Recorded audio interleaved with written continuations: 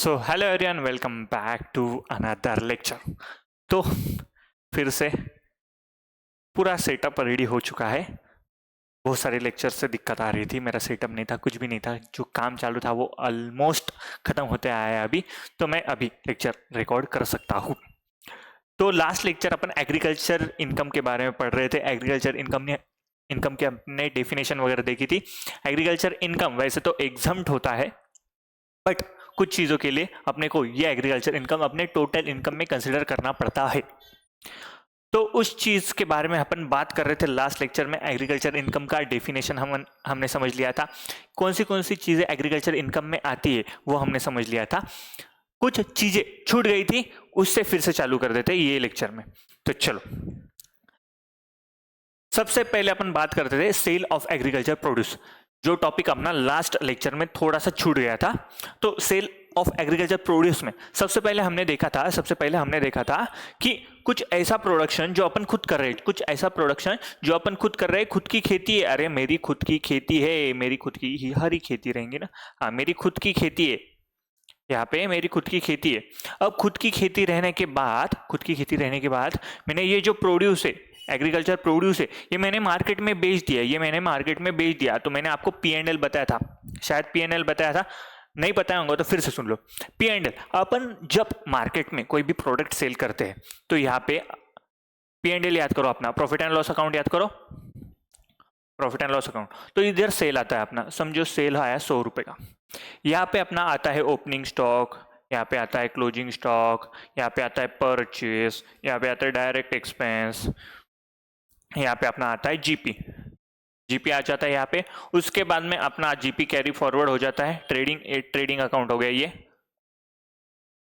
जब अपन आर्टिकलशिप में जाएंगे ना तो प्रॉफिट एंड लॉस में ही पूरा आ जाता है। तो चलो, अपने 11th-12th के हिसाब से ट्रेडिंग अकाउंट, यहाँ पे प्रॉफिट एंड लॉस बन जाएगा। ये अपना आ जाएगा जीपी, जो भी जीपी आया अपना वो। उसके बाद में इनडायरेक्ट एक्सपेंसेस जो है, इनडायरेक्ट एक्सपेंसेस यहाँ से लेस हो जाएंगे और अपना नेट प्रॉफिट आ जाएगा, यहाँ पे नेट प्रॉफिट आ जाएगा। सही है, ऐसा अपना पूरा अकाउंटिंग चलता है, ऐसा अपना ट्रेडिंग अकाउंट और प्रॉफिट एंड लॉस अकाउंट चलता है। अब इसमें यहाँ पे अपन ने सेल लिया है, यहाँ पे अपन ने सेल लिया है, तो नेट प्रॉफिट जो है, अपन जो टैक्स कैलकुलेट करते हैं वो नेट प्रॉफिट पे करते हैं, क्योंकि मेरा खर्चा लगने ही वाला है, बिजनेस में मेरा खर्चा लगने ही वाला है। ये सारी चीजें अपन पीजीबीपी में फिर से पढ़ने वाले हैं। पर एग्रीकल्चर इनकम का जो डिफिनेशन पढ़ा अपन ने, तो उसके लिए मतलब ये थोड़ा सा आपको बता देता हूँ, अकाउंटिंग का ही कंसेप्ट है। तो लॉजिकली सोचो, नेट प्रॉफिट पे अपने को टैक्स देना पड़ेगा। अगर मैंने सेल पे टैक्स दे दिया भाई, सेल्स पे टैक्स लगा दिया, अरे मेरी तो क्या होगा, मेरी जिंदगी का पूरा कंगाल हो जाऊंगा मैं सेल के ऊपर। मतलब कोई कंपनी रही समझो 10,000 करोड़ की, तो वो 10,000 करोड़ के ऊपर थोड़ी टैक्स पे करने वाली। मतलब जो सेल्स टर्नओवर रहता वो अपन कंसिडर करते जब भी कोई बड़ी कंपनी रहे। तो 10,000 करोड़ का किसी का टर्नओवर रहा तो अपन 10,000 करोड़ के ऊपर टैक्स थोड़ी भरेंगे। अरे कंगाल हो जाएगा ना वो आदमी। 10,000 करोड़ के ऊपर 30% भी पकड़ लो, कितना जाएगा वो। तो जो टैक्स होता है वो नेट प्रॉफिट पे होता है, टैक्स जो होता है वो नेट प्रॉफिट पे होता है। अब नेट प्रॉफिट के ऊपर अपन टैक्स कैलकुलेट करने वाले हैं। अब जब यहाँ पे अपन एग्रीकल्चर प्रोड्यूस अपना सेल कर रहे हैं, तो यहाँ पे सेल आ जाएगा अपना, यहाँ पे सेल आ जाएगा। उसके बाद में जो भी अपने एक्सपेंसेस है, जो अपने कल्टीवेशन के लिए लगे, जिसको अपन बोलने वाले कॉस्ट ऑफ कल्टीवेशन, तो कॉस्ट ऑफ कल्टीवेशन पूरा का पूरा अपना यहाँ आ जाएगा। मतलब कॉस्ट ऑफ कल्टीवेशन इतना पूरा आप कर लो, डायरेक्ट एक्सपेंसेस, इनडायरेक्ट एक्सपेंसेस सारे मिला के कॉस्ट ऑफ कल्टीवेशन आ जाएगा। और जो नेट प्रॉफिट बचा है अपना, वो अपना एग्री इनकम आ जाएगा। समझ में आया क्या? तो एग्री इनकम कौन सा आएगा? जो नेट प्रॉफिट आएगा अपना, वो एग्री इनकम आएगा। मतलब जो अपन ने मार्केट में सेल कर दिया है, उसमें से अपने को कॉस्ट ऑफ कल्टीवेशन अपने को यहां से लेस करना पड़ेगा। जो आएगा वो अपना एग्रीकल्चर इनकम आएगा। इसके ऊपर अपने को कैलकुलेशन करने हैं सारे के सारे। अब ये एग्रीकल्चर इनकम ये आएगा। ओके, तो जब भी मैंने खुद का लैंड है, मेरा खुद का लैंड में से मैंने मार्केट में कुछ तो भी बेचा है। मतलब समझो मैंने आलू ले लो, आलू का खेती किया मैंने, आलू आ गए मेरे खेत में, उसमें मैंने समझो ये 1 लाख रुपए में बेच दिए मैंने, मार्केट में 1 लाख रुपए में बेच दिए। इसमें मेरा कॉस्ट ऑफ कल्टीवेशन समझो 40,000 रुपीज मेरा कॉस्ट ऑफ कल्टीवेशन आया, 40,000 मेरा कॉस्ट ऑफ कल्टीवेशन आया, तो मेरा 60,000 जो है, मेरा 60,000 जो है वो मेरा एग्रीकल्चर इनकम बन जाएगा, वो मेरा एग्रीकल्चर इनकम बन जाएगा। समझ में आया क्या? समझ में आया क्या? तो सबसे पहला केस क्या हो गया अपना, चलो लिखो, यहाँ पे लिखो, हेडिंग दे दो, यही अपन लास्ट लेक्चर में समझ रहे थे और बाद में लेक्चर अपना खत्म हो गया था। खत्म मतलब मैंने ही खत्म कर दिया था, क्या ही करें। तो यहाँ पे लिखो sale of agriculture produce, sale of agriculture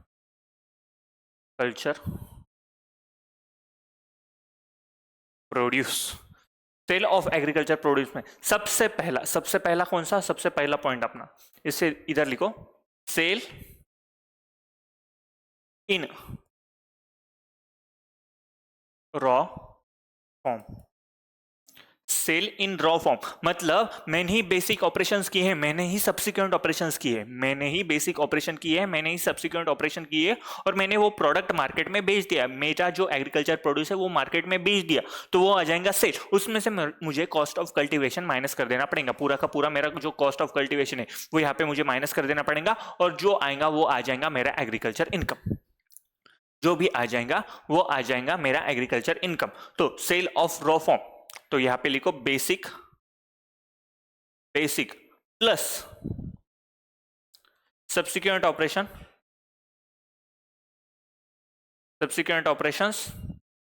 in conjunction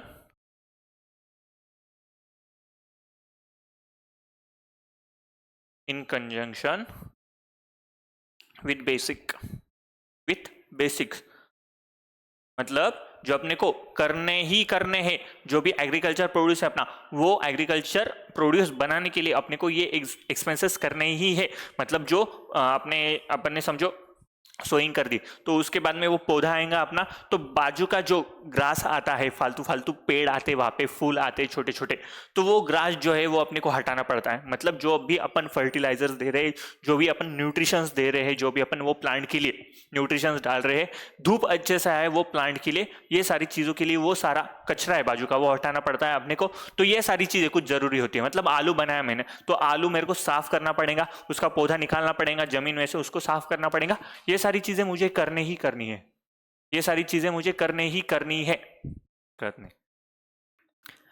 तो ये सारी चीजें मैंने कर ली, अब ये जो प्रोडक्ट है वो मार्केट में मैं बेच दूंगा।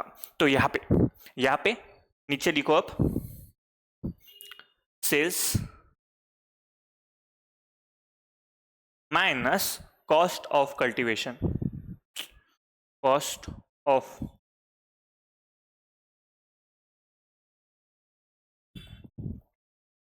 ऑफ कल्टीवेशन यहां से मुझे माइनस कर देना पड़ेगा, ये आ जाएगा मेरा एग्रीकल्चर इनकम मेरा ये आ जाएगा, ये हो गया मेरा जब मैंने basic plus subsequent operations in conjunction with basics operation, ये मैंने खुद ने किया हो, तब मुझे जो सेल है, सेल में से मेरा कॉस्ट ऑफ कल्टीवेशन माइनस कर देना पड़ेगा, और मेरा जो बचा है वो आ जाएगा मेरा एग्रीकल्चर इनकम मेरा वो आ जाएगा। ये हो गया अपना फर्स्ट सिनेरियो, जिसमें सेल ऑफ एग्रीकल्चर प्रोड्यूस अपन ने कर दिया है। अब मेरी बात समझो, मैंने आलू ले लो की खेती की, आलू की खेती की, अब मैंने ये आलू से चिप्स, ये चिप्स का पैकेट है मेरे, ये मेरे चिप्स का पैकेट। अब मैंने आलू समझो मैंने 10,000 kg आलू निकाले, मेरी खुद की खेती है, मेरे खुद के खेती में से मैंने 10,000 किलो आलू निकाले। चलो खुद की खेती, ये मेरी खुद की खेती, यहाँ पे मेरे ये आलू के पेड़, ये मेरी खुद की खेती है, यहाँ पे मैं आलू के खेती कर रहा हूं, ये मैं आंखें ओके, ये मैं समझ लो, अच्छा दिख रहा है ना? हाँ, आई एम सो स्मार्ट। हाँ, तो ये मेरी आलू की खेती है। अब आलू में से ये चिप्स है, समझ लो चिप्स, वेपर्स। अब ये एक आलू की खेती, मैंने आलू की खेती में से 10,000 केजी आलू बना ली। 10,000 केजी मेरे आलू का प्रोडक्शन हुआ है। अब यहाँ पे जो बेसिक्स ऑपरेशन से सब्सिक्वेंट ऑपरेशन से subsequent operation in conjunction with the basics operation, ये मेरे खुद के, मैंने खुद ने किए हैं ये। और इसमें मेरा समझो जो कॉस्ट है, जो कॉस्ट ऑफ प्रोडक्शन है, समझो मेरा कॉस्ट ऑफ प्रोडक्शन समझो रहा 4 लाख रुपया। कॉस्ट ऑफ प्रोडक्शन समझो मेरा रहा 4 लाख रुपया, मेरा कॉस्ट ऑफ प्रोडक्शन रहा। कॉस्ट ऑफ प्रोडक्शन मेरा 4 लाख रुपया रहा।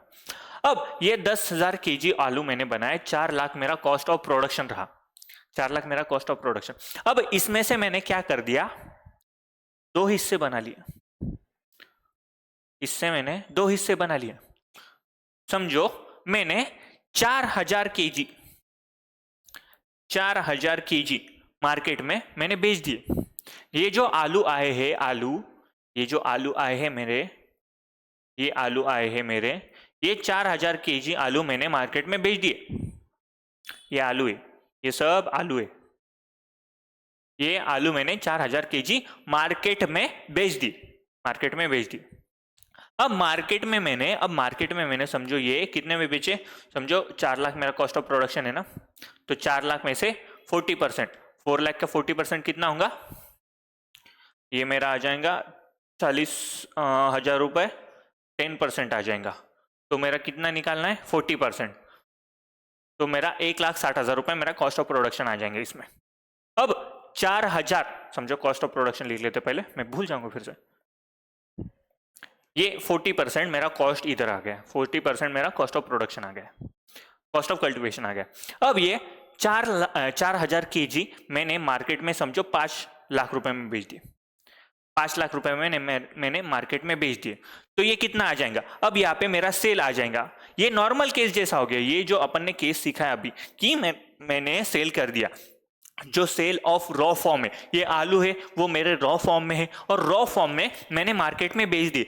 10,000 केजी का मेरा पूरा प्रोडक्शन हुआ था, 10,000 केजी का मेरा पूरा प्रोडक्शन हुआ। 10,000 किलो में से मैंने 4,000 किलो जो है वो मार्केट में रॉ फॉर्म में बेच दिए, मार्केट में रॉ फॉर्म में बेच दिए। तो यहाँ पे मेरा कितना आ जाएगा, 5 लाख में मैंने बेच दिया। तो सेल जो है वो मेरा 5 लाख में हो गया। तो फेयर मार्केट वैल्यू जो है वो मेरी 5 लाख की फेयर मार्केट वैल्यू, और उस पर मैंने बेच दिया, मार्केट में बेच दिया 5 लाख में से 1,60,000, जो मेरा 40%। टोटल कॉस्ट ऑफ प्रोडक्शन मेरा कितना है, कॉस्ट ऑफ कल्टीवेशन मेरा 4 लाख। 4 लाख में से 40% मेरा आ जाएगा 1,60,000। 1,60,000 मेरा कॉस्ट ऑफ प्रोडक्शन आने के बाद, 1,60,000 मेरा कॉस्ट ऑफ प्रोडक्शन आने के बाद जो बचा है मेरा वो आ जाएगा एग्री इनकम। जो बचा है मेरा वो आ जाएगा एग्री इनकम, क्योंकि ये मैंने रॉ फॉर्म में बेच दी, ये मैंने रॉ फॉर्म में बेच दी। तो कितना आ जाएगा ये 60 में 40, 2 लाख रुपए, और ऊपर के 3 लाख रुपए, मतलब 3,40,000 मेरा एग्रीकल्चर इनकम आ जाएगा। 3,40,000 मेरा एग्रीकल्चर इनकम आ जाएगा। ओके, इसमें कुछ डाउट? क्यों, अपन ने रॉ फॉर्म में बेच दिया है, जो आलू आए हैं अपने वो रॉ फॉर्म में ही मैंने मार्केट में बेच दिए हैं। समझ में आया क्या? अरे बोलो ना, समझ में आया क्या? अब मेरी बात समझो। अब जो 6,000 किलो है, 6,000 केजी जो आलू मेरे पास बचे, इससे मैंने चिप्स बना लिए। ये मेरा चिप्स का प्रोडक्शन है, चिप्स का प्रोडक्शन। ये मैंने चिप्स बना ली। अब 6,000 किलो से मैंने चिप्स का प्रोडक्शन बना लिया। अब मैंने चिप्स का प्रोडक्शन बना लिया। अब ये आलू जो है, एक साइड से आलू डालो, दूसरे साइड से सोना निकलेगा। एक साइड से आलू निकालो, दूसरे साइड से सोना निकलेगा। यहाँ पे सोनी की फैक्ट्री नहीं, अपनी चिप्स की फैक्ट्री है। तो यहाँ पे मैंने एक साइड से आलू डाला, दूसरे साइड से ये मेरे चिप्स निकले। चिप्स येलो कलर की चिप्स आते रहे भाई, येलो, थोड़ी yellow,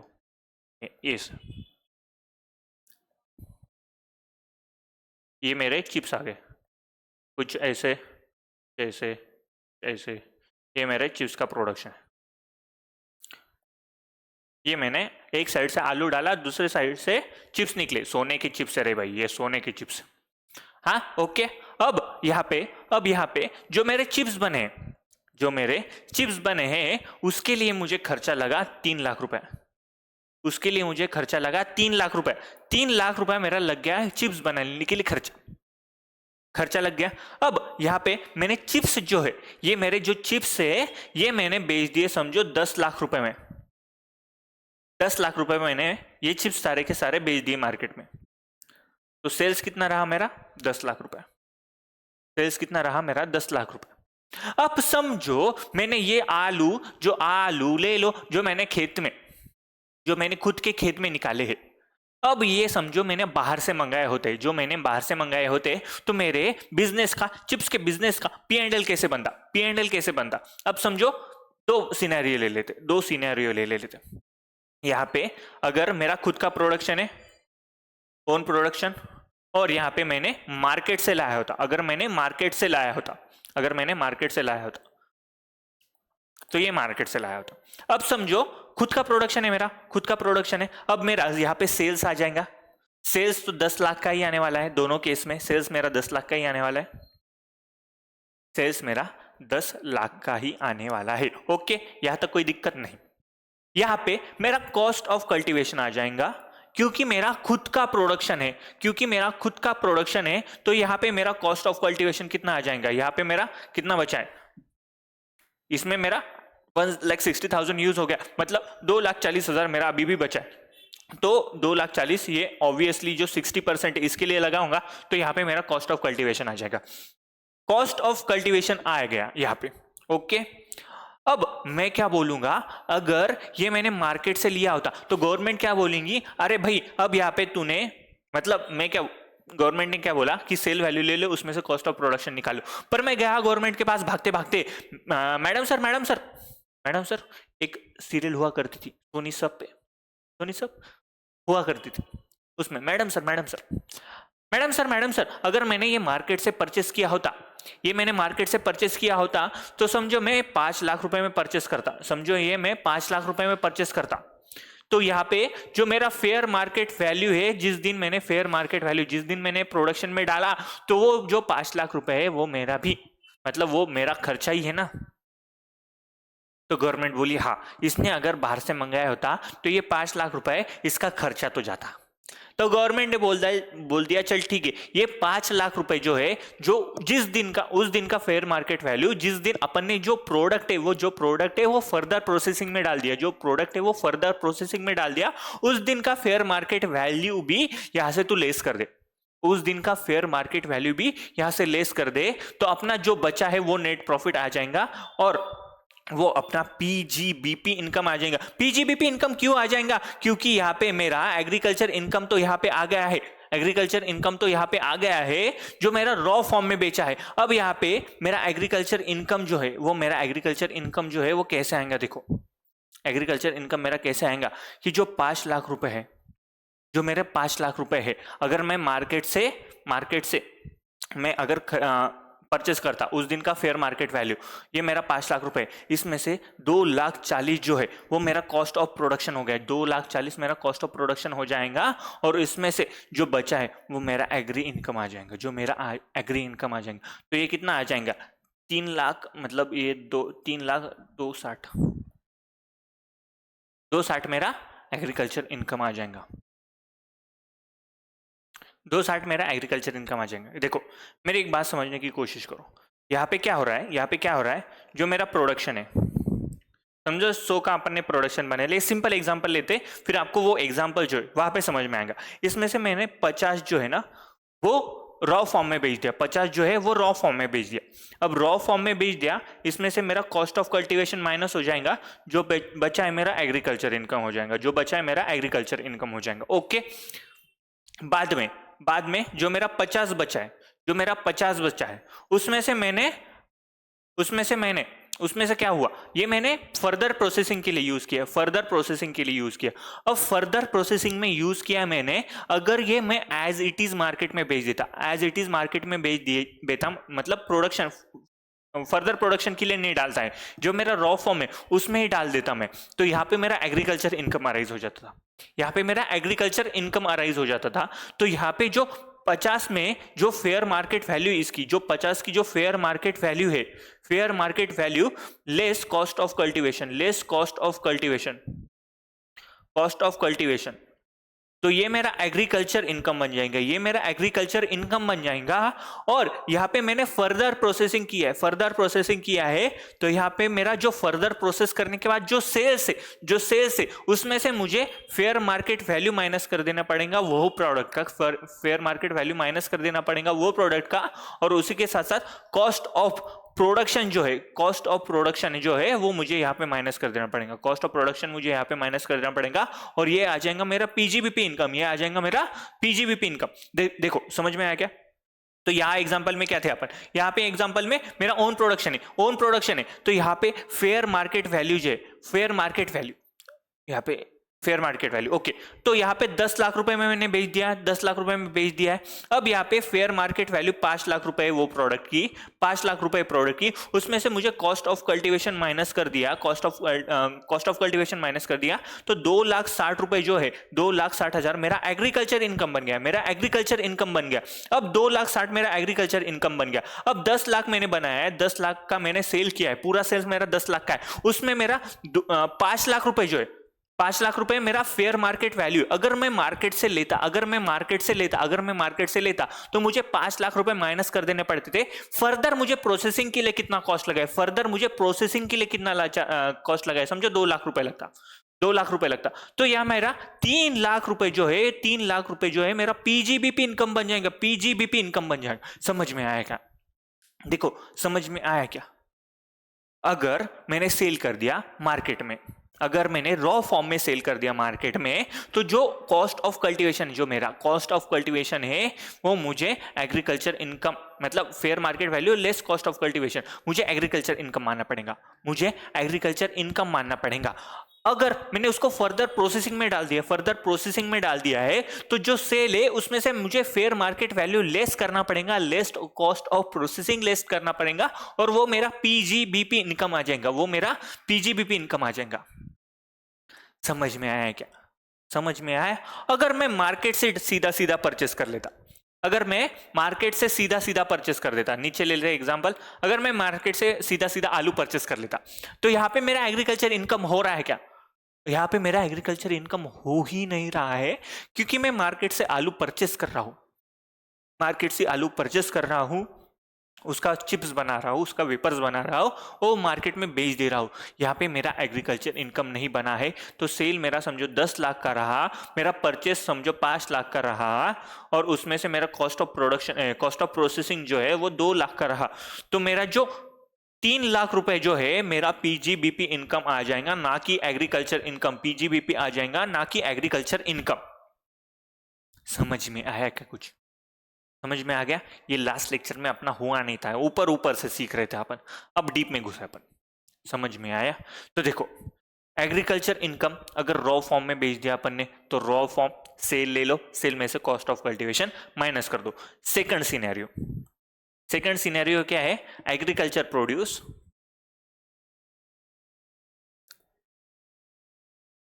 agriculture produce sale after, sale after optional process, मतलब टमाटो से उसका केचप बनाना ऑप्शनल प्रोसेस, बनाना होता है, उसकी चिप्स भी आता है ऑप्शनल प्रोसेस, आलू वेपर्स चिप्स ऑप्शनल प्रोसेस, गन्ने का शुगर बनता है, शुगर केन का शुगर बनता है ऑप्शनल प्रोसेस। तो ये अगर सारे ऑप्शनल प्रोसेस अपन ने किए, ये सारे अगर ऑप्शनल प्रोसेस किए, तो एग्रीकल्चर इनकम कितना आएगा इसमें, एग्री इनकम कितना आएगा इसमें, एग्री इनकम और PGBP income, PGBP income, agriculture income कितना आएगा? अगर मैं ये product as it is market में बेच देता, एज इट इज मार्केट में बेच देता, तो यहाँ पे मेरा सेल्स आ जाता, पर यहाँ पे सेल्स ना आके मुझे फेयर मार्केट वैल्यू लेना पड़ेगा, fair market value, fair market value आ जाएंगे यहाँ पे, उसमें से मुझे cost of cultivation,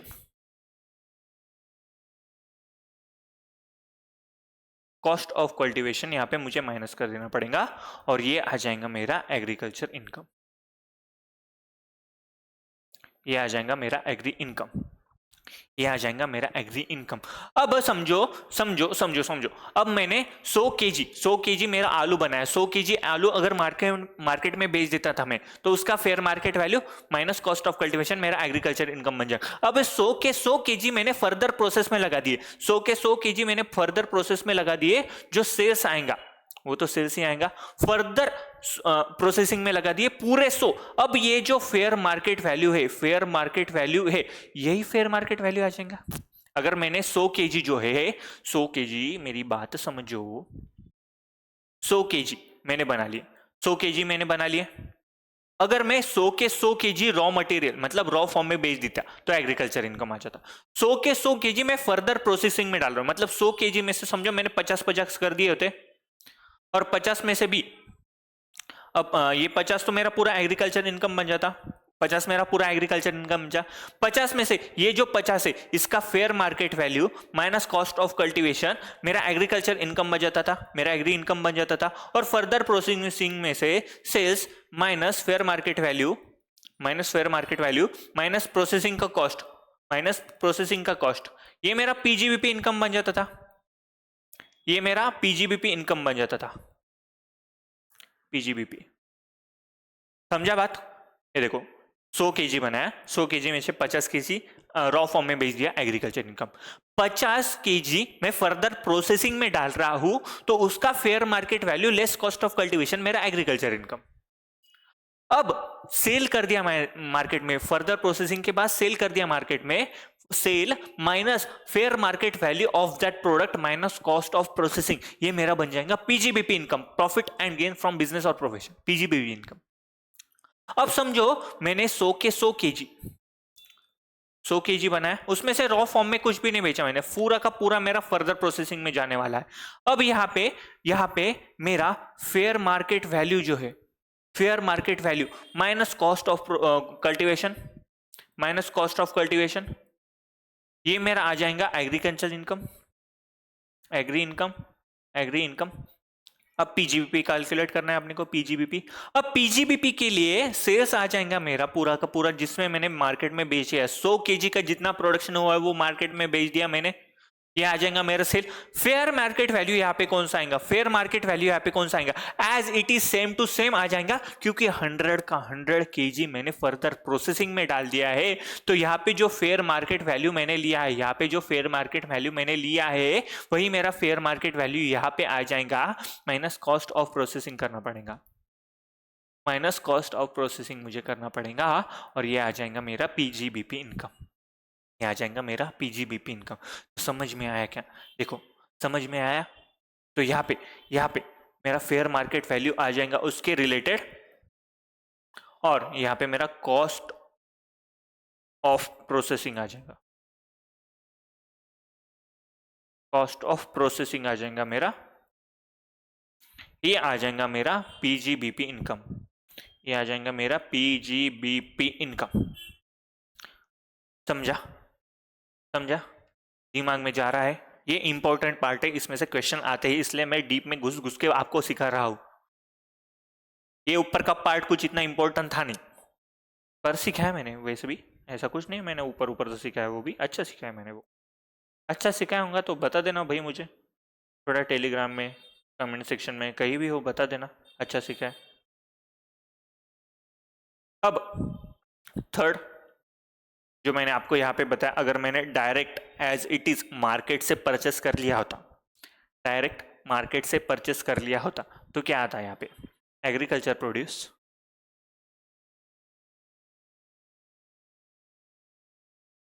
agriculture produce, purchase from market, purchase from market, purchase from market and sell after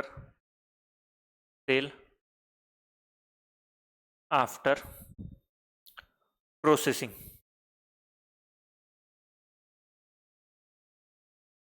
cell after processing.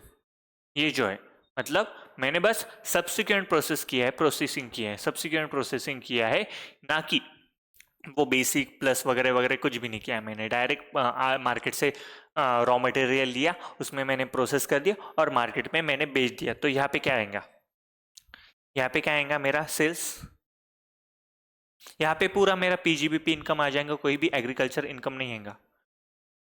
Cost of processing,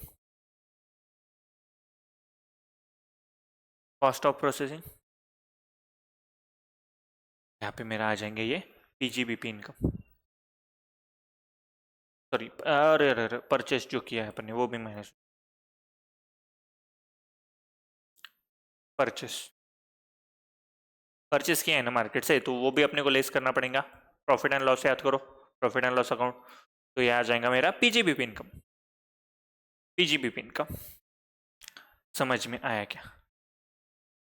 अरे बोलो।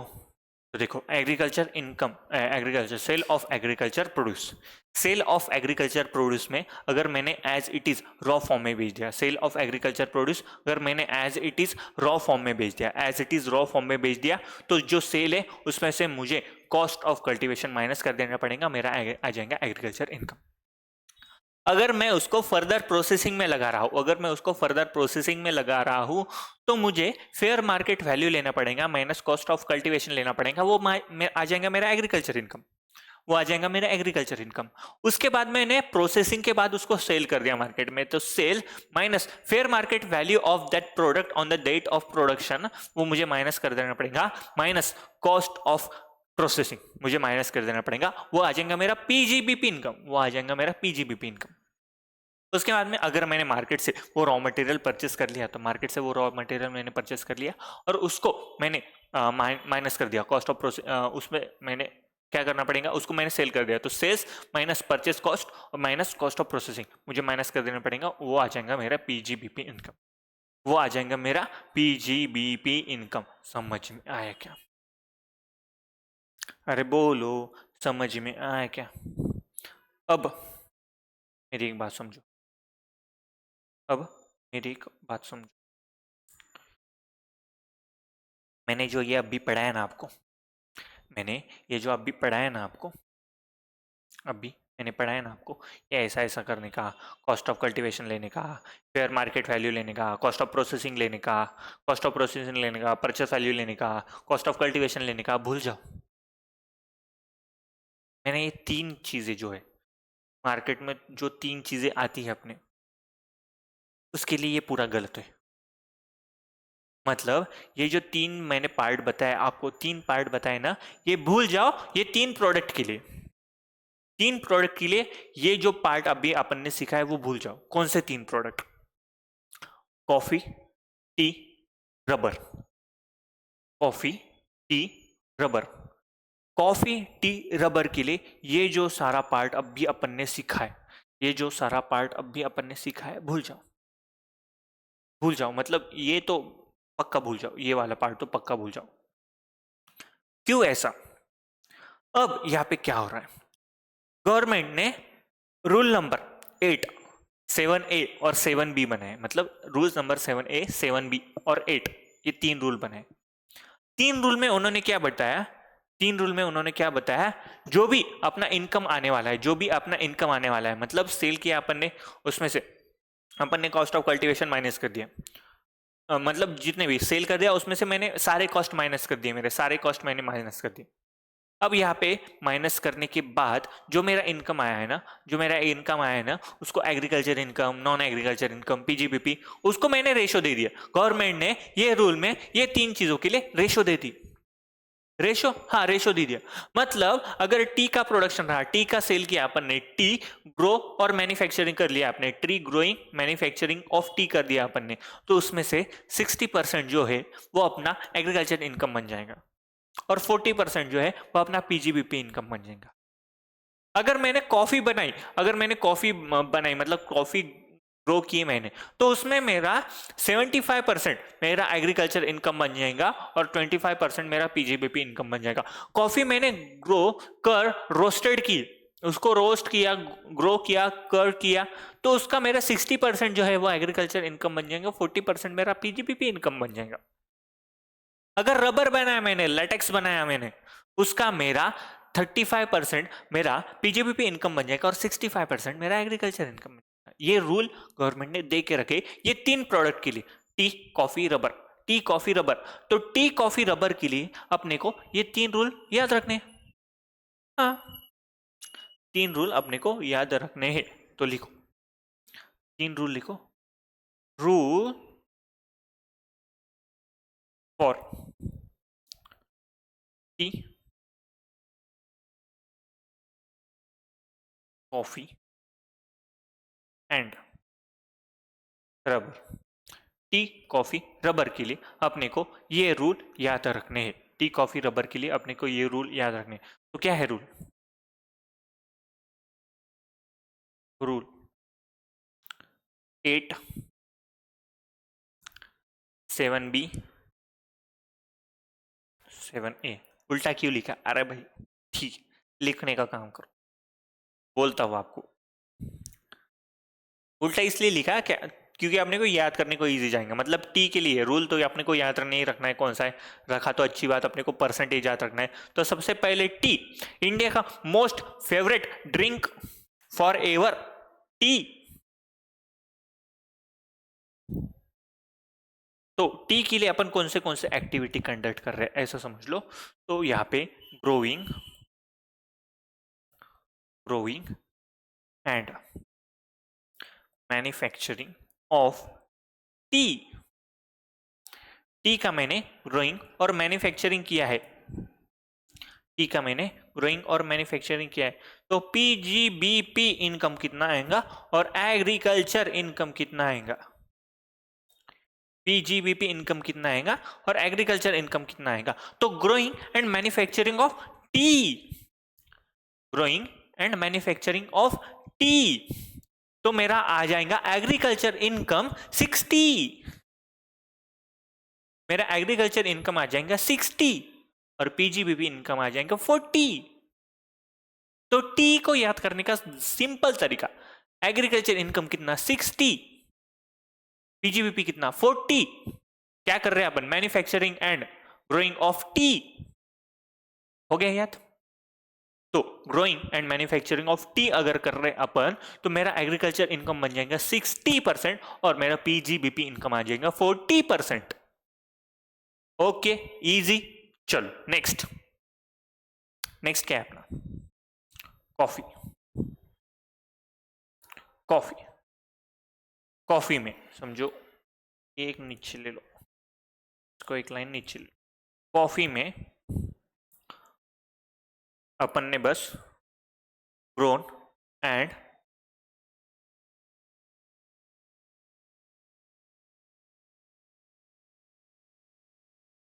तो कॉफी जो है मैंने ग्रोन और क्योर कर दी। कॉफी जो है मैंने ग्रोन और क्योर कर दी। अब यहाँ पे मैंने दो ही प्रोसेस किए उस पे, उसको मतलब उगाया है और उस पे थोड़ा सा अच्छा सा किया है, उसको क्वालिटी अच्छी की है, उसकी जो नेचुरल क्वालिटी होती है वो बहुत कड़वी है, उसका थोड़ा सा क्योर कर दिया, उसको थोड़ा सा क्योर कर दिया उसको। अब यहाँ पे थोड़ा सा ही क्योर किया है मैंने, ग्रोइंग तो पूरा किया है। तो यहाँ पे मेरा पीजीबीपी इनकम का थोड़ा परसेंटेज कम है, क्योंकि मैंने दो ही प्रोसेस किए, जो नेचुरल है उसको वैसा ही रखा है। तो मैक्सिमम पार्ट मेरा एग्रीकल्चर इनकम होना चाहिए, मैक्सिमम पार्ट मेरा एग्रीकल्चर इनकम हो जाना चाहिए। तो आप ऐसा अगर सोच रहे होंगे तो बिल्कुल सही सोच रहे हो। तो यहाँ पे मैंने कॉफी पे जो है उसको दो ही प्रोसेस की है, उसको उगाया है, ग्रोन किया है और उसको क्योर्ड किया है, उसको क्योर्ड किया है। तो यहाँ पे मेरा एग्रीकल्चर इनकम बन जाएगा 75%। एग्रीकल्चर इनकम बन जाएगा 75% और पीजीबीपी इनकम बन जाएगा 25%। अब मैंने बहुत सारी प्रोसीजर की, मैंने उसको उगाया, उसको अरे क्या हो गया, वो अपन कॉमा में लिखते हैं।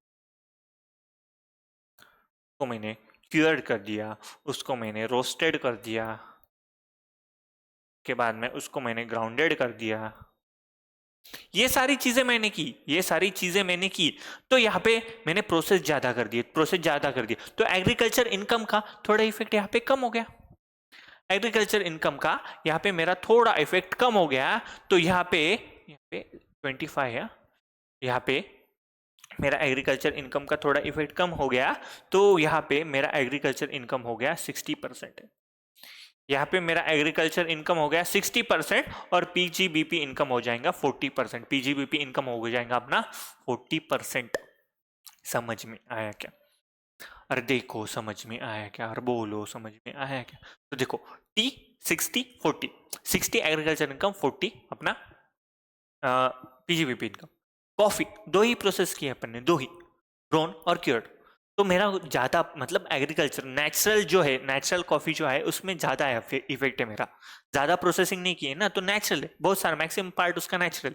तो मेरा एग्रीकल्चर इनकम आ जाएगा 75% और पीजीबीपी 25%। अगर मैंने 4 प्रोसेस किए, 4 ग्रोन कर दिया, क्योर्ड कर दिया, रोस्टेड कर दिया, ग्राउंडेड कर दिया, तो 4 प्रोसेस मतलब मेरा 40% डाल दो मेरा पीजीबीपी में, 40% डाल दो मेरा पीजीबीपी में, बचा 60% मेरा एग्रीकल्चर इनकम, बचा 60% मेरा एग्रीकल्चर इनकम। और लास्ट है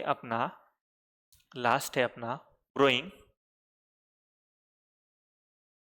and manufacturing of rubber.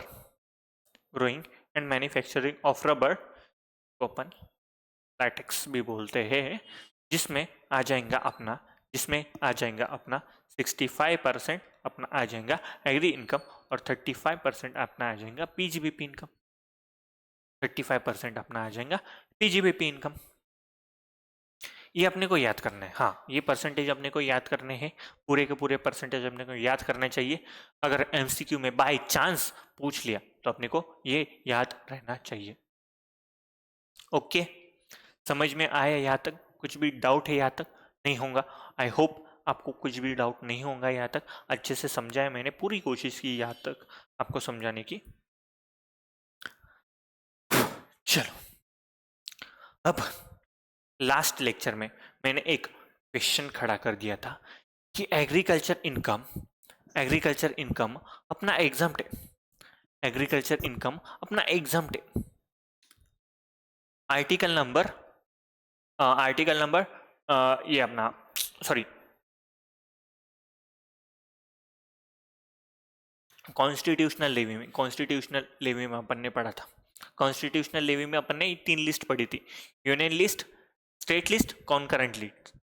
Union list, state list, concurrent list. Union list में से अपने को सेंट्रल गवर्नमेंट को पावर मिल गई थी, एंट्री नंबर 86 में सेंट्रल गवर्नमेंट को पावर मिल गई थी कि वो जो इनकम है उसके ऊपर टैक्स का प्रोविजन बना सकते हैं, टैक्स के लिए लॉ बना सकते हैं। उस इनकम में एग्रीकल्चर इनकम नहीं आना चाहिए, उस इनकम में एग्रीकल्चर इनकम नहीं आना चाहिए। स्टेट लिस्ट में एंट्री नंबर 46 में स्टेट गवर्नमेंट को पावर दे के रखी है कि जो भी एग्रीकल्चर इनकम है आपका, उस पर टैक्स लगा सकते हो आप। और सेक्शन नंबर 10 में लिखा है, section number 10 of income tax act में लिखा है कि एग्रीकल्चर इनकम जो है ना वो एग्जम्प्ट रहने वाली, एग्रीकल्चर इनकम जो है अपनी वो एग्जम्प्ट रहने वाली है।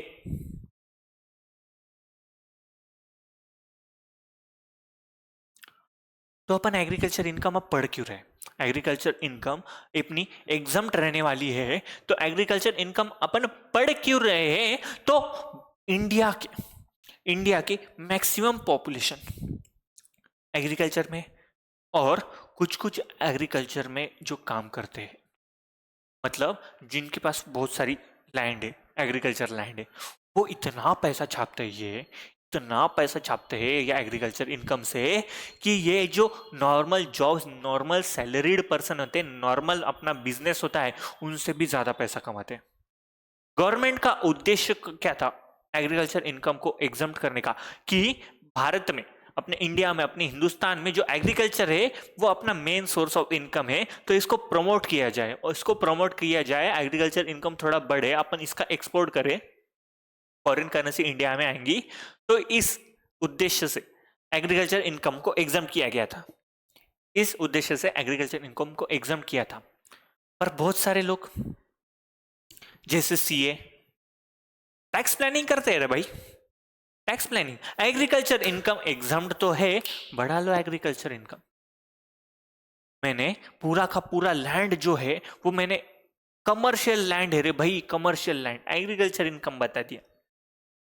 गवर्नमेंट को पता चला बाद में, अरे भाई ये एग्रीकल्चर इनकम नहीं है, ये हमें बेवकूफ बना रहे लोग। तो गवर्नमेंट को समझ में आया कि अगर एग्जम्प्ट कर दिया पूरा का पूरा एग्रीकल्चर इनकम, तो लोग अपने को बेवकूफ बनाएंगे, पागल बनाएंगे, चंदन लगाएंगे। तो गवर्नमेंट ने क्या कर दिया, गवर्नमेंट ने एक रूल ला लिया जिसको अपन बोलेंगे पार्शियल इंटीग्रेशन, जिसको अपन बोलेंगे पार्शियल इंटीग्रेशन। इसमें क्या होने वाला है, इसमें क्या होने वाला है, इसमें यह होने वाला है, समझो किसी की एग्रीकल्चर इनकम समझो 5 लाख रुपए, और अदर देन एग्रीकल्चर इनकम उसकी समझो 25 लाख रुपए, अदर देन एग्रीकल्चर इनकम उसकी 25 लाख रुपए, 25 लाख रुपए समझो। एक काम करते 20 लाख ले लो, 20 लाख ले लो, agriculture other than agriculture income उसकी 20 लाख रुपए। अब आप बोलोगे कि 5 लाख रुपए तो एग्जम्प्ट है, 20 लाख रुपए पे टैक्स निकालो भर दो, 20 लाख रुपए पे टैक्स निकालो भर दो। पर क्या एक हिसाब से सोचो, 20 लाख अगर मैं नॉर्मल इनकम हूं, नॉर्मल पर्सन हूं, और मैंने 20 लाख रुपए कमाए, तो मैं उसके 20 लाख के ऊपर टैक्स पे कर दूंगा, 20 लाख के ऊपर टैक्स पे कर दूंगा, क्योंकि मेरा एक ही इनकम है, 20 लाख ही मेरा इनकम है, और उसके ऊपर मैं टैक्स पे कर दूंगा। पर एक एग्रीकल्चरिस्ट है जिसके पास खेती है, जो फार्मिंग से पैसा कमा रहे, उसको ये 5 लाख रुपए एक्स्ट्रा मिले, 5 लाख रुपए एक्स्ट्रा मिले, और उसके ऊपर वो कोई भी टैक्स नहीं पे कर रहा, पर ये 20 लाख रुपए के ऊपर टैक्स पे कर रहा। तो मैं क्या बोलूंगा, समझो मैं हूं और एक बंदा है, मैं तो 20 लाख रुपए ही कमा रहा हूं, पर ये 20 लाख कमा रहा है प्लस एग्रीकल्चर इनकम भर रहा। अब मैं भी यहाँ पे 20 लाख के टैक्स पे करने वाला हूं, और ये भी यहाँ पे 20 लाख रुपए पे टैक्स पे करने वाला है। पर ये जो 5 लाख रुपए है, 5 लाख रुपए है उसके पास आ रहे, उसके मजे कर रहा है, उसके मजे कर रहा है वो, तो मेरी तो जान जली न रे, क्योंकि मैं 20 लाख कमा रहा हूं और मैं 20 लाख के टैक्स कमा रहा हूं, और ये एग्रीकल्चर इनकम एग्जम्प्ट है, इसलिए 25 लाख कमा रहा है, 25 लाख कमा रहा है, पर टैक्स किस पे पे करने वाला है, 20 लाख पे, टैक्स किस पे करने वाला है, 20 लाख पे। तो मेरी तो जान जली भाई, मेरी तो जान जली यहाँ पे, कि साला मैं 20 लाख कमा रहा हूं, रोज खून पसीने की कमाई, ऐसे कमा रहा हूं मैं, और मैं 20 लाख रुपए कमा रहा हूँ, और ये 5 लाख रुपए ऐसे ही एग्रीकल्चर से कमा रहा हूँ, और 20 लाख तो अलग से कमा रहा है, पर इसको टैक्स देना है 20 लाख पे, और मैं भी टैक्स दूंगा 20 लाख पे। एक्चुअली इसका इनकम जा रहा है 25 लाख रुपए, और मेरा इनकम 20 लाख है, तो दोनों भी टैक्स 20 लाख पे ही दे रहे, दोनों भी टैक्स 20 लाख रुपए पे ही दे रहे। अब गवर्नमेंट को तो ये बात समझ में आ गई कि लोग यहाँ पे तो अपने को चंदन लगाने आ जाएंगे, ये ऐसा इनकम का प्लानिंग करके लोग अपने को चंदन लगाने आ जाएंगे। पूरा का पूरा इनकम मैं एग्रीकल्चर इनकम बता दूंगा, और मैं पूरा का पूरा इनकम एग्जाम कर लूंगा यहाँ पे, पूरा का पूरा इनकम एग्जाम कर दूंगा यहाँ पे। तो गवर्नमेंट ने एक चाल चली, गवर्नमेंट ने एक चाल चली, चाल इतनी सही लगी, इतनी निशाने पे लगी, कि जिनका भी एग्रीकल्चर इनकम है, जिनका भी एग्रीकल्चर इनकम है, उनके डायरेक्ट कलेजे में बात घुस गई वो, कि ये क्या हो गया अपने साथ, अब अपने को भी टैक्स पे करना पड़ेगा 25 लाख के ऊपर, 25 लाख के ऊपर कैसे, आओ समझाता हूं आप, आओ बच्चों, एक राज की बात बताता हूं आपको, एक राज की बात बताता हूं आपको। तो नाम लिखो यहाँ पे, नाम लिखो यहाँ पे, partial integration,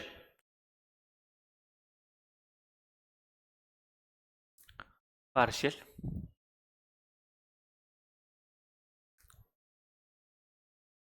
partial integration in case of agri income, in case of agriculture income, case of agriculture income, partial integration किस किस को एप्लीकेबल होने वाला है, किस किस को एप्लीकेबल होने वाला है, एसएससी, एसएससी में कौन कौन आता है, किस किस को मतलब ये एप्लीकेबल होने वाला है। तो सबसे पहले ये एप्लीकेबल होने वाला है इंडिविजुअल को, एचएएफ को, एओपी, बीओआई, एजेपी, इनको ये एप्लीकेबल होने वाला है, इनको ये एप्लीकेबल होने वाला है। अब एप्लीकेबल कैसे होने वाला, अब एप्लीकेबल कैसे होने वाला है, तो इसमें चलो लिख ले, इसमें दो सिनेरियो एप्लीकेबल कब होगा, अगर एग्री इनकम जो है, एग्री इनकम जो है वो मेरी 5,000 से ऊपर है, एग्रीकल्चर इनकम मेरी 5,000 से ऊपर है, और मेरा अदर देन एग्रीकल्चर इनकम मतलब non agriculture income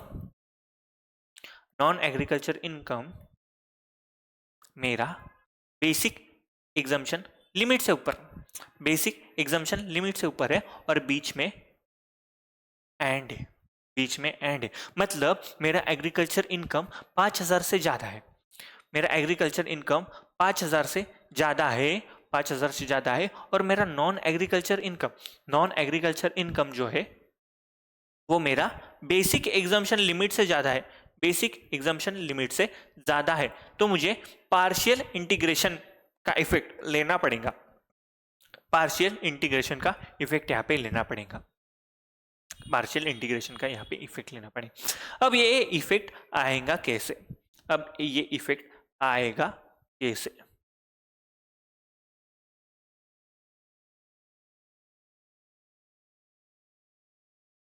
computation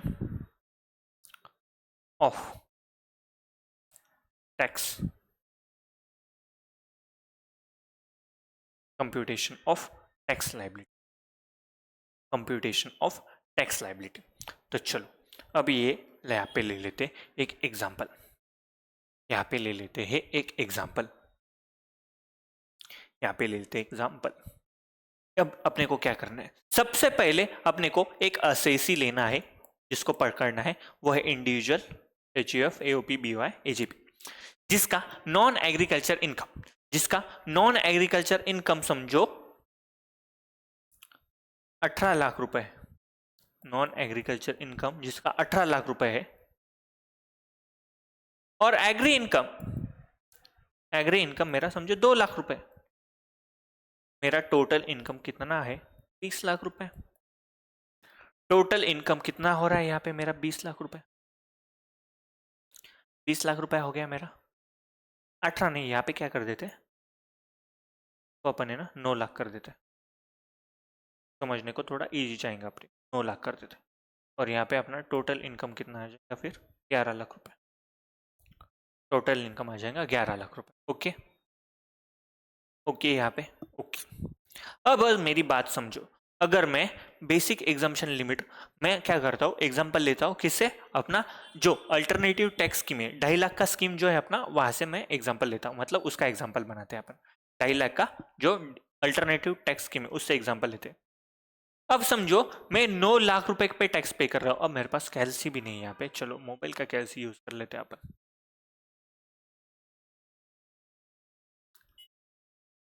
9 lakh रुपए पे, अब 9 लाख रुपए पे टैक्स कैलकुलेट करो, तो पहले 5 लाख पे कितना आएगा 12,500, बचे 4 लाख, 4 लाख पे आएगा 20%, 4 लाख पे आएगा 20%, जो आएगा 80,000 रुपए प्लस 12,500, यह आ जाएगा अपना टैक्स 92,500, 92,500 किस पे टैक्स कैलकुलेट किया अपन ने 9 लाख पे, 9 लाख पे अपन ने टैक्स कर लिया कैलकुलेट, जो आएगा 92,500, अरे भाई ऊपर कहा गया नीचा, 92,500 अपना टैक्स आ गया। अब समझो 11 लाख रुपए पे टैक्स कैलकुलेट करो, 11 लाख रुपए पे टैक्स कैलकुलेट करो, 10 लाख पे आ जाएगा 1,12,500, 10 लाख पे आ जाएगा 1,12,500 प्लस 1 लाख रुपए पे 30% आ जाएगा, तो ये आ जाएगा 1,42,500। अल्टरनेटिव टैक्स स्कीम 2.5 लाख का जो बेसिक एग्जाम्पशन लिमिट है उसके हिसाब से अपन सॉल्व कर रहे हैं। यहाँ पे मेरा टोटल इनकम आ गया 11 लाख रुपीज, टोटल इनकम आ गया 11 लाख रुपीज, इस पे मैंने 9 लाख पे जो नॉन एग्रीकल्चर इनकम है उसके ऊपर टैक्स कैलकुलेट किया, कितना आएगा 92,500, जिसमें मैंने एग्रीकल्चर इनकम ऐड करके मेरा टैक्स ऐड कर दिया, कितना आएगा 1,42,000, अब समझो मैंने ऊपर जो एग्जांपल लिया था, दो आदमी है, अगर मैं हूं, मेरा एग्रीकल्चर इनकम नहीं रहा यहाँ पे, तो मैं 9 लाख पे टैक्स पे कर दूंगा। 9 लाख के अगर आपके हिसाब से आपने सोचा कि एग्रीकल्चर इनकम एग्जाम है, इसको कैलकुलेशन में ले लो ही मत, तो ये 9 लाख रुपए पे मैं टैक्स पे कर दूंगा इतना, और जिसके पास एग्रीकल्चर इनकम है तो वो भी 9 लाख रुपए पे टैक्स पे कर देगा इतना, पर उसका एक्चुअल इनकम कितना है, 11 लाख रुपए। मतलब ये 2 लाख रुपए पे वो कहीं भी टैक्स पे कर नहीं रहा, फुकट का उसको एंजॉय कर रहा है, फुकट का उसको एंजॉय कर रहा है। समझ में आया यहाँ पे, थोड़ा थोड़ा समझ में आ रहा है आपको? ओके। अब गवर्नमेंट ने क्या चाल चली, सबसे पहले अपने को कैलकुलेशन करना है non agriculture income plus agriculture income, इसके ऊपर टैक्स कैलकुलेट कर दो। Non agriculture income plus agriculture income, इसके ऊपर टैक्स कैलकुलेट कर लो। तो अपन ने टैक्स कैलकुलेट कर लिया, एग्रीकल्चर इनकम को प्लस नॉन एग्रीकल्चर इनकम को अपन ने ऐड कर लिया। एक मिनट रुकना जरा।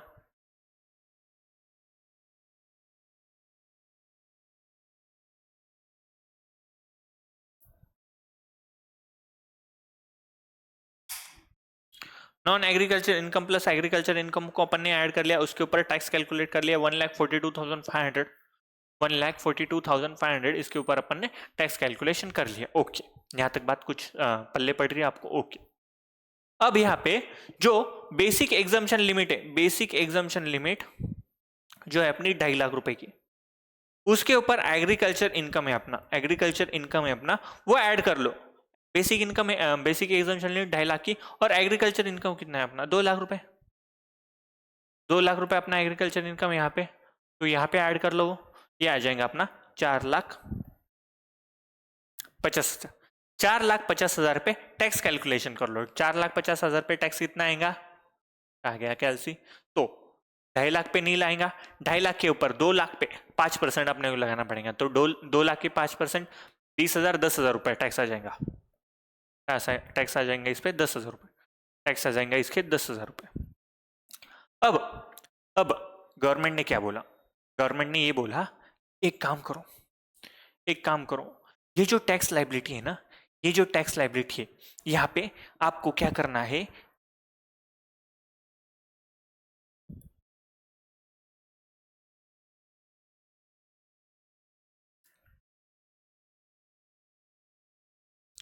$1,32,500, 1,32,500, मतलब non agriculture income plus agriculture income बना के उस पर टैक्स कैलकुलेट करो।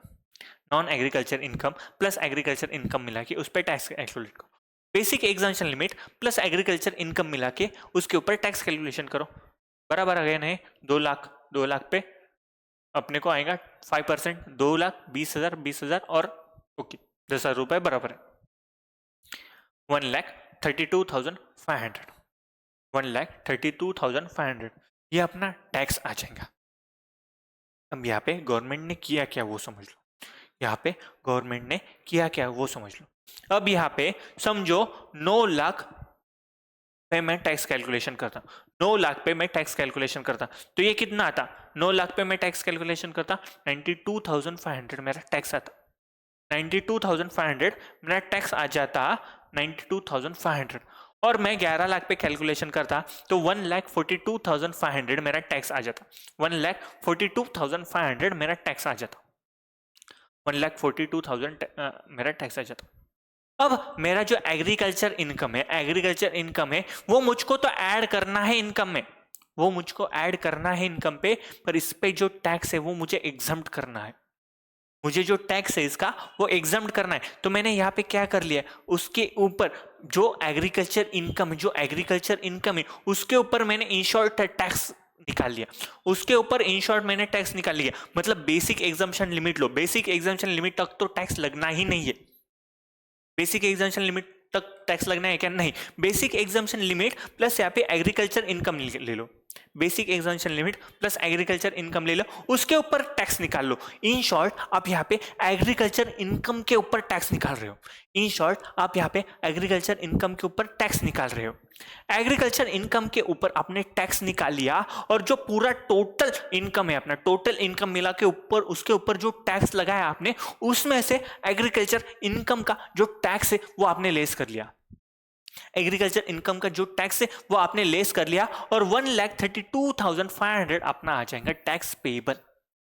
1,32,500 यहाँ पे आ जाएगा अपना टैक्स पेएबल। अब यहाँ पे समझो मैंने 9 लाख की इनकम होती तो मैं 92,500 टैक्स पे करता। 11 लाख मेरी इनकम होती 1,42,500 मेरा टैक्स पे करता। और मैंने एग्रीकल्चर इनकम के ऊपर का टैक्स जो निकाला है उसको मैंने माइनस कर लिया तो 1,32,500 में यहाँ पे टैक्स पे कर दूंगा। अब 1,32,500 अब जो अलग अलग आदमी समझ लो, अलग अलग आदमी मतलब जिसका इनकम 9 लाख रुपए, जिसका इनकम 9 लाख रुपए, वो कितने के ऊपर टैक्स पे करने में? 9 लाख के ऊपर वो 92,500 पे करेगा। पर जिसका इनकम 2 लाख के वजह से, एग्रीकल्चर इनकम के वजह से जिसका इनकम 2 लाख से बढ़ गया, 2 लाख से बढ़ गया, तो वो एग्रीकल्चर इनकम के वजह से 2 लाख से बढ़ गया तो 11 लाख पे टैक्स पे नहीं कर रहा, वो 11 लाख पे टैक्स नहीं पे कर रहा, वो जो एग्रीकल्चर इनकम का जो टैक्स है वो यहाँ पे माइनस कर दिया उसने। एग्रीकल्चर इनकम का जो टैक्स है उसने यहाँ पे माइनस कर लिया और वो जो इनकम जो टैक्स है वो 9 लाख पे ही पे कर रहा है। जो टैक्स है वो यहाँ पे 9 लाख पे ही पे कर रहा है। मतलब एक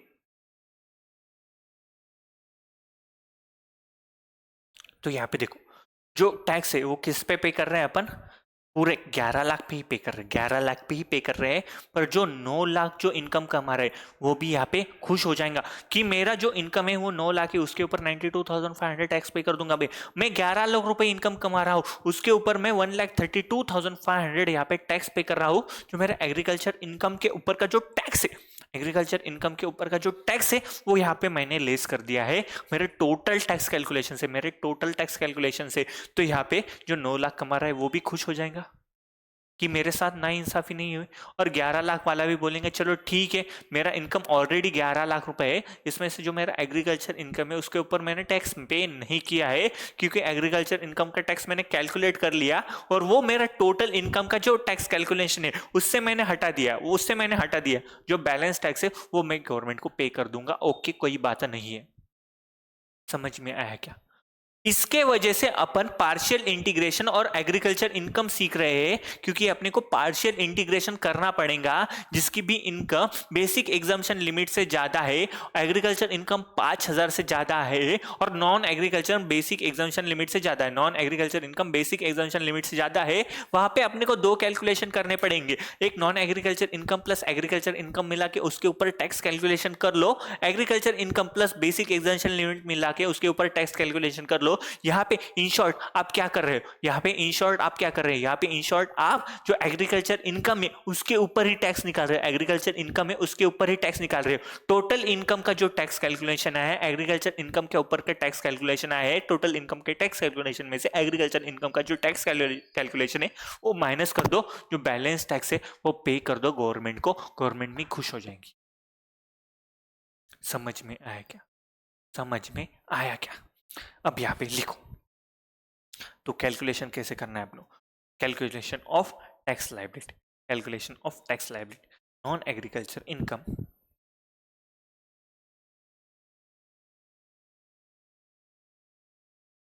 non agriculture income plus agriculture income, plus agriculture income, यह आ जाएगा अपना टोटल इनकम। इसके ऊपर का आप टैक्स निकाल लो जिसको अपन बोलेंगे ए, उसके ऊपर का टैक्स निकाल लो। यहाँ पे आपको कोई भी रिबेट नहीं लेना है, यहाँ पे लिखता हूं मैं no rebate, no surcharge, no HEC. कोई भी रिबेट मत लो, सरचार्ज मत लो, नॉर्मल जो टैक्स कैलकुलेशन है उसके हिसाब से कैलकुलेट कर लो। अब यहाँ पे क्या करना है अपने को, बेसिक एग्जाम्पशन लिमिट लेना है। बेसिक एग्जाम्पशन लिमिट 2.5 लाख से मैंने लिया है, 4 लाख भी हो सकती है न्यू स्कीम में, जो अपनी डिफॉल्ट टैक्स रिजिम है उसमें 4 लाख भी हो सकता है। पर्सन पुराने स्कीम में जाना चाहता हो, जो अल्टरनेटिव टैक्स स्कीम है उसमें जाना चाहता तो 3 लाख की भी आ सकती है, 5 लाख की भी आ सकती। बेसिक एग्जाम्पशन लिमिट आ जाएंगी यहाँ पे, उसमें से अपने को एग्रीकल्चर इनकम ऐड करना है, उसमें अपने को एग्रीकल्चर इनकम ऐड करना है, उसमें अपने को एग्रीकल्चर इनकम ऐड करना है। ये आ जाएगा एग्रीकल्चर इनकम, इसके ऊपर टैक्स निकालना है, फिर से टैक्स निकालना है, जिसके ऊपर भी अपने को no rebate, no surcharge, no HEC, no rebate, no surcharge, no HEC। तो यहाँ पे मैं यहाँ पे सेंटर में ले लेता उसको और उसको यहाँ पे मार्क कर देता कि अपने को रिबेट, सरचार्ज, HEC कुछ भी नहीं लेना है, यहाँ पे कुछ भी नहीं लेना है, यहाँ पे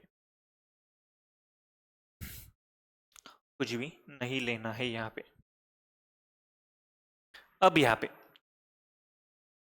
क्या करना है आपको, इसको नीचे ले लो, मतलब यहाँ पे टैक्स कैलकुलेशन है, ऊपर का जो है मेरे पास अब जगह नहीं है वो पेज पे, तो नेक्स्ट पेज पे लिख रहा हूं मैं। टैक्स लाइबिलिटी जो है, टैक्स लाइबिलिटी जो है, टैक्स लाइबिलिटी जो है वो मेरी आ जाएंगी A minus B, A minus B मेरे आ जाएंगी टैक्स लाइबिलिटी, जिसके ऊपर मुझे रिबेट लगाओ, सरचार्ज लगाओ, जिसके ऊपर रिबेट लगाओ, सरचार्ज लगाओ, रिबेट का इफेक्ट दो, सरचार्ज का इफेक्ट ले दो, ये आ जाएगा टैक्स, इसके ऊपर शगुन का 4% HEC लगा दो, शगुन का 4% HEC लगा लो, ये आ जाएगा अपना टैक्स, ये आ जाएगा अपना टैक्स, ये आ जाएगा अपना टैक्स लाइबिलिटी, आ जाएगा अपना फाइनल टैक्स लाइबिलिटी। तो देखो एग्रीकल्चर इनकम क्यों पढ़ रहे हैं अपन, अपने को आप समझ में आ गए। लास्ट लेक्चर में अपने को ये समझ में नहीं आया था कि एग्रीकल्चर इनकम एग्जाम होने के बाद भी अपन पढ़ क्यों रहे, क्योंकि अपने को पार्शियल इंटीग्रेशन करना होता है। पार्शियल इंटीग्रेशन क्यों कर रहे हैं अपन, जो एग्रीकल्चर इनकम का टैक्स है वो एक्चुअली में एग्जाम्प्ट है, पर जो लोग हैं वो इसका गलत फायदा उठा सकते हैं, तो गवर्नमेंट ने एक चाल चली जिसको बोलेंगे अपन पार्शियल इंटीग्रेशन। पार्शियल इंटीग्रेशन में अपने को non agriculture income plus agriculture income मिला के उसके ऊपर टैक्स कैलकुलेशन कर लेना है। उसके बाद में सेकंड स्टेप में अपने को क्या करना है, basic exemption limit plus agriculture income लेके उसके ऊपर टैक्स कैलकुलेशन करना है।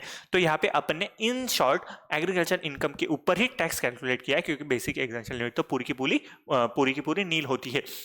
अब टैक्स लाइबिलिटी आ गई, उसमें से अपन को एग्रीकल्चर इनकम के ऊपर जो टैक्स निकाला है वो माइनस कर देने का है। उसके बाद उसमें रिबेट सरचार्ज का इफेक्ट ले लो, HEC ले लो, आपका आ जाएगा final tax liability. Final tax liability समझ में आया क्या? अरे बोलो समझ में आया क्या? तो क्या क्या पढ़ा अपन ने आज? सबसे पहले अपन ने पढ़ा sale of agriculture produce. Sale of agriculture produce में अपने 3 पार्ट पढ़े, जो अगर अपन रॉ फॉर्म में बेच देते तो रॉ फॉर्म में बेच देने के बाद sales minus cost of cultivation अपना आ जाएगा एग्रीकल्चर इनकम। अगर अपन फर्दर प्रोसेसिंग में गए उसको, तो फर्दर प्रोसेसिंग में अपन अपने को वो जो फर्दर प्रोसेसिंग में गया है वो प्रोड्यूस का fair market value less cost of cultivation लेना पड़ेगा, वो आ जाएगा अपना एग्रीकल्चर इनकम, वो आ जाएगा अपना एग्रीकल्चर इनकम। अब जो fair market value loss cost of cultivation कर दिया, एग्रीकल्चर इनकम आ जाएगा। जो बिजनेस इनकम है, बिजनेस इनकम कैसे आएगा, सेल कर दिया, जो भी फाइनल प्रोसेसिंग के बाद अपन ने सेल कर दिया मार्केट में, उससे अपने को फेयर मार्केट वैल्यू लेस करना पड़ेगा जिस दिन अपन वो प्रोडक्शन प्रोसेसिंग में लेके आए, माइनस कॉस्ट ऑफ प्रोसेसिंग अपने को लेस करना पड़ेगा, वो आ जाएगा अपना PGBP इनकम। अगर इन शॉर्ट अपन ये रॉ मटेरियल मार्केट से ले लेते तो अपने को ये जो है sale minus purchase cost minus कर देना पड़ता, minus cost of processing less करना पड़ता, और वो अपना PGBP इनकम आ जाता था पूरा का पूरा। उसके बाद में अपने टी कॉफी रबर का पढ़ा था। टी कॉफी रबर में सबसे पहले टी के लिए 60% अपना एग्रीकल्चर इनकम, 40% अपना आ जाएगा नॉन एग्रीकल्चर इनकम, मतलब PGBP इनकम। कॉफी में ग्रो और क्योर रहा, तो अपना ग्रो और क्योर रहा मतलब कम है, मतलब कम प्रोसेसिंग किया अपन ने, तो अपना एग्रीकल्चर इनकम ज्यादा रहेगा, मतलब 75% अपना एग्रीकल्चर इनकम रहेगा, 25% अपना PGBP इनकम रहेगा। ग्रो, क्योर्ड, रोस्टेड, ग्राउंडेड, यह अगर रहा तो अपने को यहाँ पे 60% एग्रीकल्चर इनकम लेना पड़ेगा। प्रोसेसिंग ज्यादा की है, एग्रीकल्चर इनकम का रेशियो कम हो गया, 60% अपने को एग्रीकल्चर इनकम लेना पड़ेगा, 40% PGBP इनकम लेना पड़ेगा।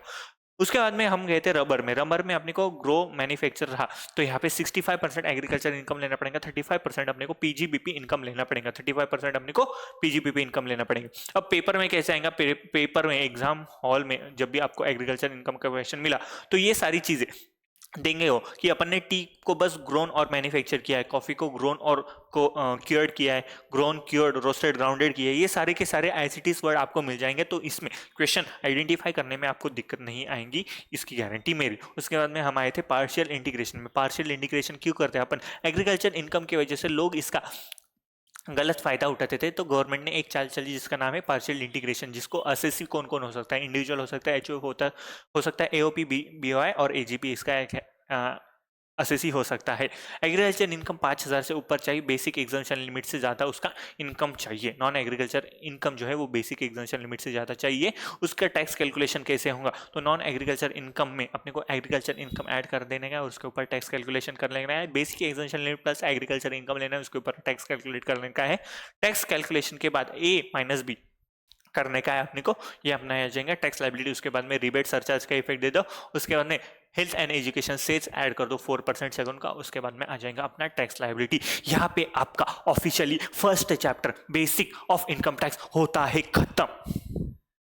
इसमें एक पार्ट बताया एग्रीकल्चर इनकम, एग्रीकल्चर लैंड, जो आपको मॉड्यूल में मिलेगा एग्रीकल्चर लैंड की डेफिनेशन, वो अपन कैपिटल गेन में पढ़ने वाले हैं, वो अपन कैपिटल गेन में पढ़ने वाले हैं, वहां पे उसका रिलेवेंस थोड़ा ज्यादा आएगा, तो उसके लिए मैंने वो कैपिटल गेन में शिफ्ट कर दिया है। तो वो एक थोड़ा सा पार्ट बचा है अपना बेसिक ऑफ इनकम टैक्स का, वो अपन कैपिटल गेन में सीखने वाले, तो अपने को कुछ भी यहाँ पे स्किप नहीं होने वाला है। यहाँ पे आपका बेसिक का पूरा चैप्टर होता है खत्म।